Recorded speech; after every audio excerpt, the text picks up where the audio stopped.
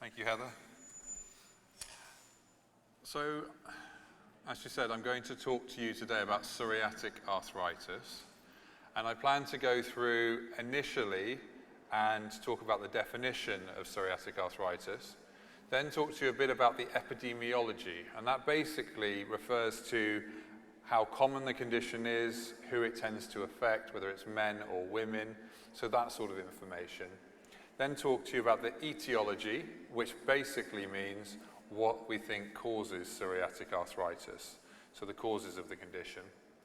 I'm then going to talk to you about clinical features, so how the disease tends to affect people in terms of how it affects joints, the spine, ligaments, tendons, skin and nails, and then talk you through the treatments. So specifically we can look at what the aims of different treatments are, and then how we would treat specific problems that are caused by psoriatic arthritis.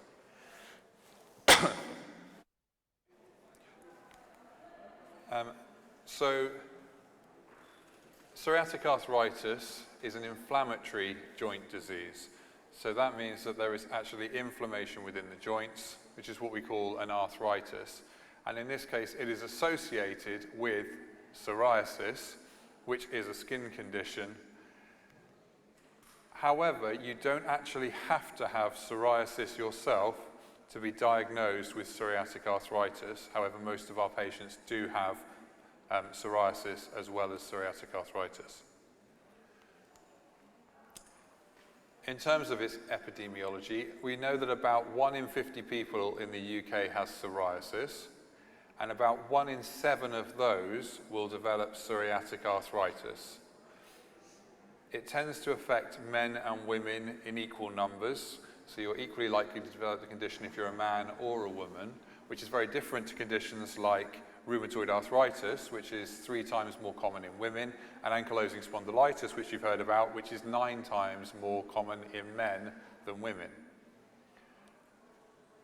It can occur at any age, but most commonly we see people presenting with the condition, say, in their 30s and 40s. In terms of what causes it, like most of the inflammatory diseases we see, it tends to be an overactive immune response. So it's related to your own body's immune system, which is there for very good reasons, but just attacking parts of your body rather than bacteria and cancer, which is the main function of the immune system. It is thought that the condition is partly genetic because it is associated with something called HLA-B27, which is coded for by specific genes. HLA-B27 is something that can be found in about 5% of the population without disease, but it's more common in people with psoriatic arthritis, psoriasis, ankylosing spondylitis, Crohn's disease, ulcerative colitis, and reactive arthritis. So if you have psoriatic arthritis, you're more likely to have a relative with one of these conditions. And we often, when we're making a diagnosis, ask about whether there's a family history of any of these conditions, and we can test in the blood for HLA-B27 to see if people have that genetic form of HLA. So moving on to the clinical features of psoriatic arthritis. This is from Arthritis Research UK. And the thing that we mainly think about is obviously the arthritis itself, so involvement of the joints. Psoriatic arthritis can affect both the spine, so it can cause central disease, but it can also affect peripheral joints. So we can see on here that it can affect the shoulder, elbows, wrists, all of the joints of the fingers and thumb, knees, ankles, and also joints in the feet as well. So it can be quite widespread. But it's quite interesting to us as rheumatologists that psoriatic arthritis can mimic several other different diseases in the joints that it involves, because usually it doesn't involve all of those joints listed, it takes specific ones. So it can present quite similar to rheumatoid arthritis, which classically presents affecting the joints mainly in the hand, so the joints across the knuckles, and also these closer to the knuckles in the fingers. So it can initially look like rheumatoid arthritis. It can also look like ankylosing spondylitis. So in the last talk, you'll have heard about inflammation within the spine in ankylosing spondylitis, but people with psoriatic arthritis can also get involvement of their spine with inflammation. So it can cause two things. So it can cause spondylitis and sacroiliitis. I'm just going to explain those two terms. So for spondylitis, spondyle just means related to the spine, and itis is inflammation. So basically, spondylitis is just inflammation within your spine. For sacroiliitis, the term sacro refers to the sacrum, which is this part at the bottom of the spine. Ilii, so here ILI, refers to the iliac bones, which are at the back of the pelvis here. So when we say sacroiliii, we're talking about the joints between the sacrum here and the iliac bones here. So it's these joints, these are the sacroiliac joints. So therefore, sacroiliitis is inflammation in the joints here. And this can present in some people with buttock pain. So it can be on one side and then the other side. And if people are having buttock pain, and particularly with a lot of early morning stiffness, which is something you get with an inflammatory arthritis, then it could be that they've got inflammation in these joints. Again, if they have pain in the back with a lot of early morning stiffness, it's possible there's inflammation within the spine as part of psoriatic arthritis. So looking back at the joints again, as well as affecting small joints, it can also affect, step away from that one, it can also affect the large joints. And if it affects the large joints asymmetrically, this looks very much like a reactive arthritis, which can occur after an infection.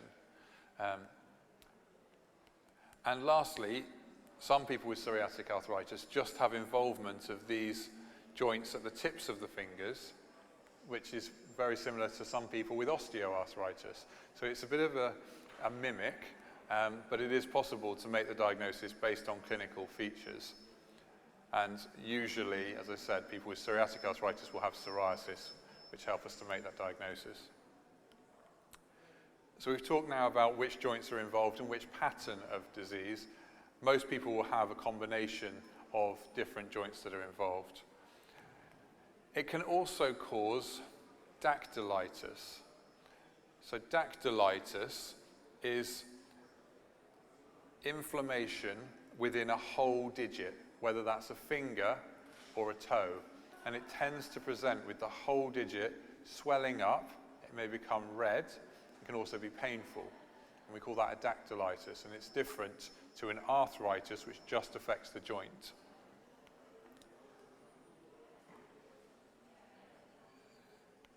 People with psoriatic arthritis can also have involvement of ligaments and tendon. And at the bottom here, you can see that there's a tendon affected, and this is the Achilles tendon at the back of the heel. So what are tendons? Does anyone want to suggest what a tendon is or what it does?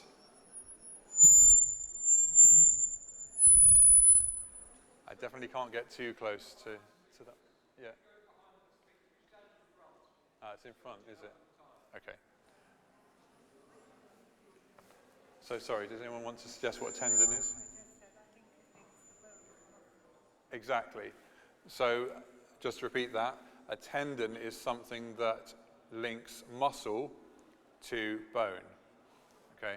Because you have very strong force-producing capacity within muscles, and you want to put that force onto a bone to move the bone so that you're actually levering something. But there needs to be a tissue between the two that links them together, and that is tendon.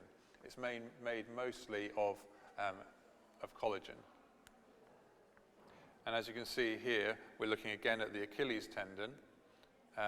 This one looks fairly normal, but you can see there's quite a lot of swelling around this Achilles tendon, so it's inflamed.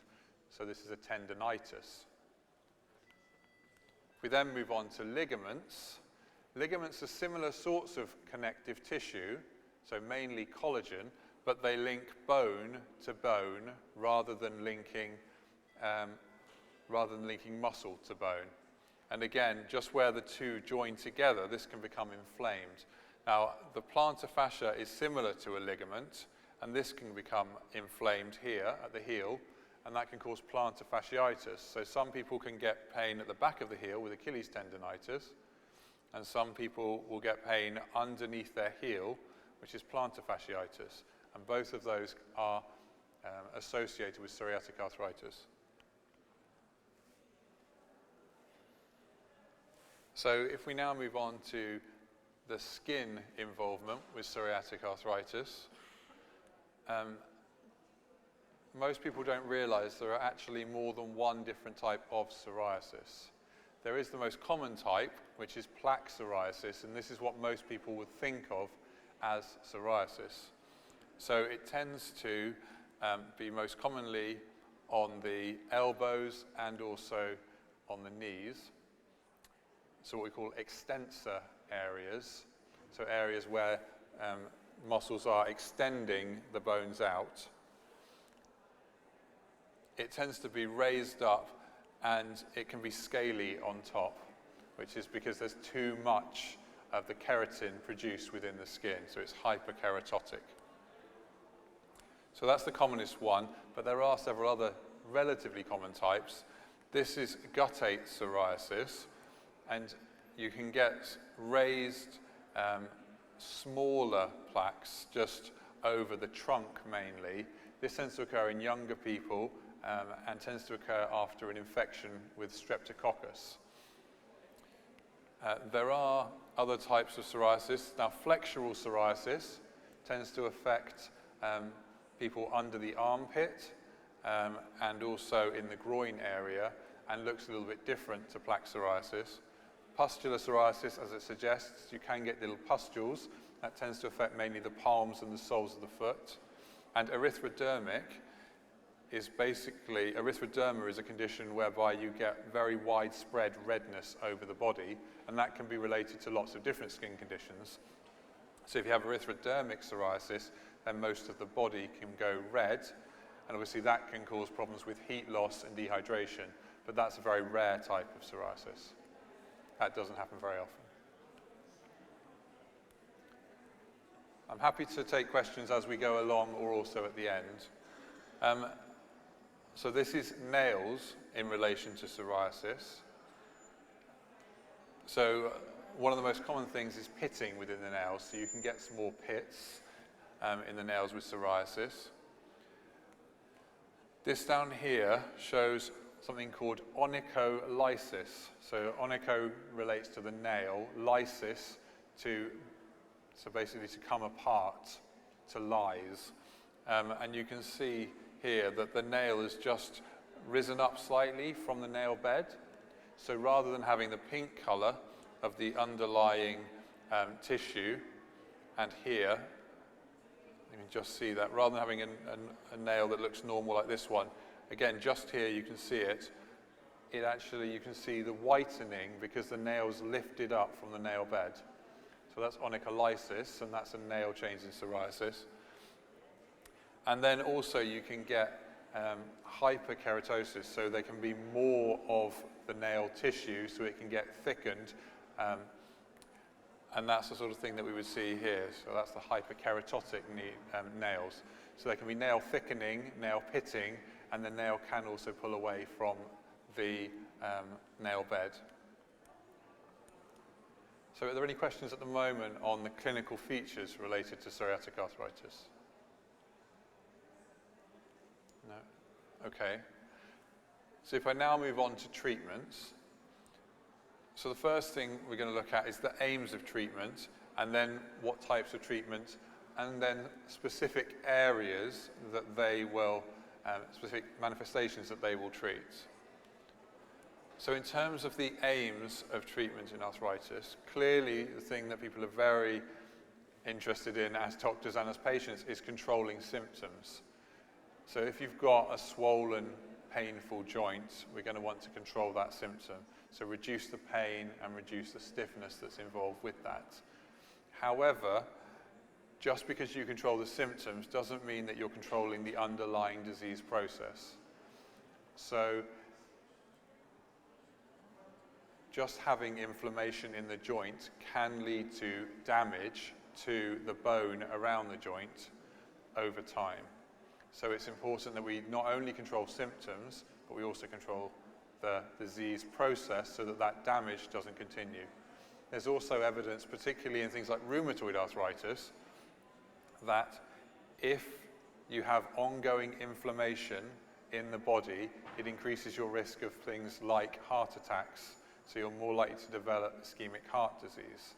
So we know that people with rheumatoid arthritis are about twice the risk of heart attack as the rest of the population. And there was one study that looked at young women with lupus, which is a connective tissue disorder, and found that they were at 40 times the risk of having a heart attack as the rest of the population. Now, obviously women, say in their 40s, are going to be at very, very low risk of having a heart attack.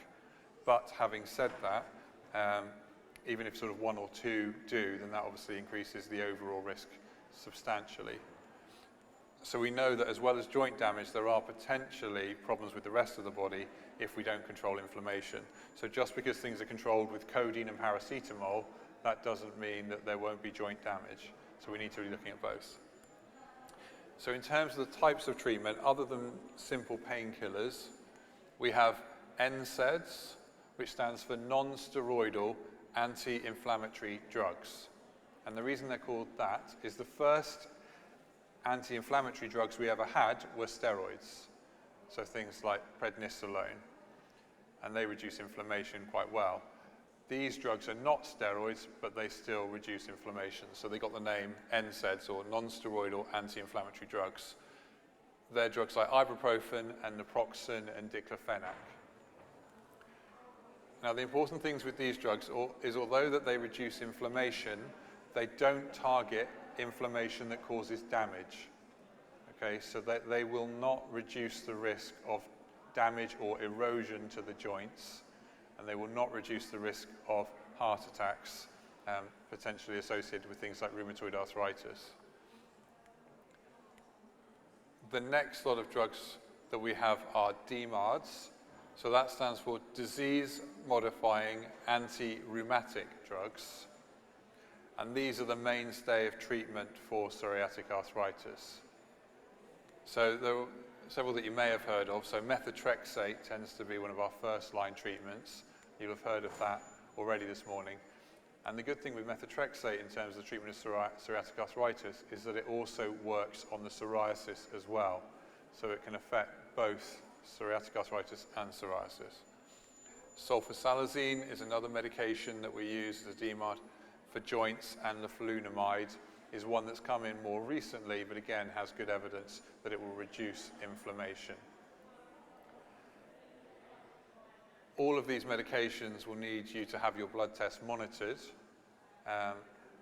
because they can reduce the level of white blood cells, red blood cells, and platelets, and therefore that can cause problems. So particularly if you reduce the number of white blood cells, it significantly increases the risk of infection. If we're able to monitor the drugs with regular blood tests, then that means that if the levels start to drop, we're able to reduce the dose or stop the medication to prevent it going too low. Similarly, they can cause irritation to the liver, and if left unchecked, that could cause scarring of the liver and potentially cirrhosis of the liver.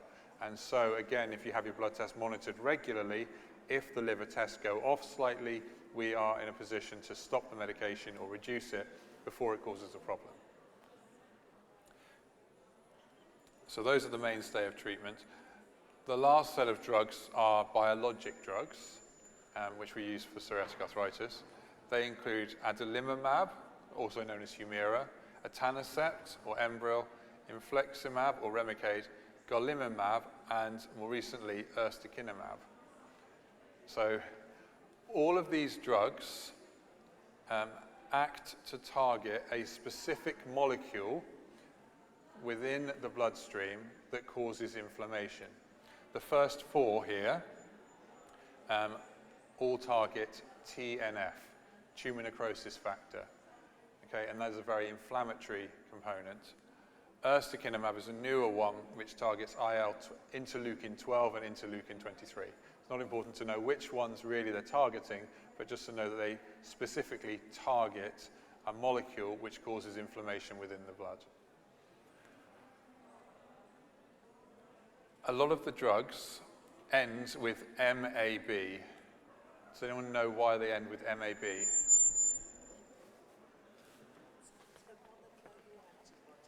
That's right, Heather. So MAB stands for monoclonal antibody. So our body naturally produces antibodies to fight infections. So these are little proteins within the body that fight certain infections. In a lab, a pharmaceutical company has developed specific antibodies, and they're called monoclonal because they're all exactly the same, which target specifically these,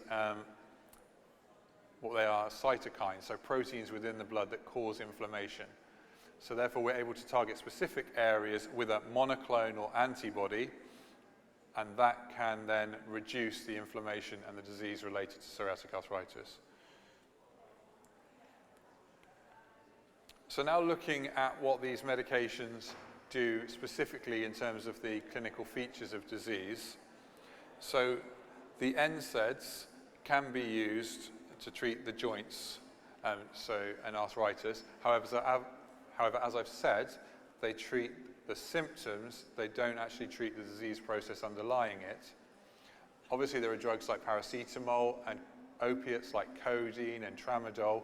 Again, they potentially will improve symptoms, but they don't treat the disease itself. DMARDs and biologics have been shown to specifically affect the level of inflammation from psoriatic arthritis, so they do treat the disease, and in doing so improve symptoms. So we use both DMARDs and biologics for joint symptoms like arthritis. We tend to use the DMARDs first and then move on to biologics if they're not effective. When we look at spine involvement, so the spondylitis, inflamed spine, or sacroiliitis, inflamed sacroiliac joints, then DMARDs don't have any evidence that they work for the spine particularly. So in that situation, we would start with NSAIDs, so ibuprofen and naproxen and similar drugs. If they're ineffective and the severity of the spine involvement is great enough, then we can start to use biologic drugs. We don't like to use them unnecessarily, the biologic drugs, because they can increase your risk of things like infection. So you are more likely to have infections and more likely to have severe infections on these drugs. But if they are necessary to control the disease, then in the majority of cases they are very safe. If we now move on to dactylitis. So dactylitis, as I said, is the inflammation of an entire digit with redness and swelling and pain usually. It can affect any digit in the hand or foot. If that happens, the first thing we usually try is an anti-inflammatory drug, like an NSAID, so ibuprofen or naproxen, or again, other NSAIDs. There is also some evidence that drugs like methotrexate can help with a dactylitis, and so that's another medication that we could use in that situation. Obviously, in a lot of cases, people will have arthritis and dactylitis, or arthritis and spinal involvement, so we have to tailor the medication to try and treat all of those conditions. So if we now move on to treatments for ligaments and tendons, as I said, we can get a tendonitis, so an inflamed tendon. That can affect the Achilles tendon, but we also see this affecting tendons in the arm, so causing tennis elbow or golfer's elbow. In terms of treatment, again, We can use non-steroidal anti-inflammatory drugs. They can be effective. We also use physiotherapy if you have a problem with a tendon and it becomes inflamed. And there's something called eccentric loading. Basically, what that means is that usually when you move a joint and you contract a muscle, say the bicep, then you're putting force through the muscle and the muscle is getting shorter because it's pulling on the bone to cause that flexion, to cause the muscle, to cause the arm to come together. Okay, so that's a concentric contraction. If I was holding a weight in my hand and then lengthening the muscle, okay, the bicep would still be involved because it's holding the weight, but the muscle's lengthening as it contracts. Okay, and if it's lengthening when contracting, that's called an eccentric contraction. And there's good evidence that if you have a tendinosis, if you do eccentric contraction, so eccentric loading of that, then it can improve the tendon problem. So say you had, it's very unusual, but, sorry, yeah, question? So I think we've got to physiotherapy in terms of the treatments there. We can give local steroid injections. We can't insert that steroid straight into a tendon because if you do that, you can rupture the tendon. So we tend to, if other things haven't worked, we can consider injecting around the tendon, but knowing that there is a risk of the tendon rupturing. And sometimes it's done under ultrasound guidance to make sure it goes exactly in the right place. But it is an option for us in some cases. Okay, so just to summarize now, so psoriatic arthritis is a fairly common condition. It affects both men and women equally, and it tends to be associated with psoriasis, but you don't have to have the condition. If it sounds very much like you have psoriatic arthritis, and say your mother has psoriasis, and you have dactylitis and inflamed joints, that's enough for us potentially to make a diagnosis of psoriatic arthritis, even without you yourself having psoriasis. It mainly affects joints, and it can affect any of the synovial joints, the spine, tendons, and ligaments, and can also cause a dactylitis. Obviously, we're aiming to reduce symptoms of psoriatic arthritis in terms of pain and stiffness, but also we're trying to reduce damage to the joints and also systemic involvement, which potentially, if we leave inflammation in the body unchecked, could potentially increase the risk of things like ischemic heart disease and heart attacks. And obviously we do have several treatments available at the moment, both to treat symptoms but also to be treating the disease itself. And those include anti-inflammatories, the DMARDs we talked about, and biologic drugs, local steroid injections. All of these have potential side effects, and obviously we need to weigh up exactly how the disease is affecting in terms of which areas of the body, but also, as we discussed earlier, comorbidities, other conditions like liver involvement, if people have problems with their blood, they're anemic, if for other reasons they have low white blood cells, and also if they're on other medication, and weigh all of that up in terms of deciding which may be the best treatments to be using. Okay. Are there any more questions?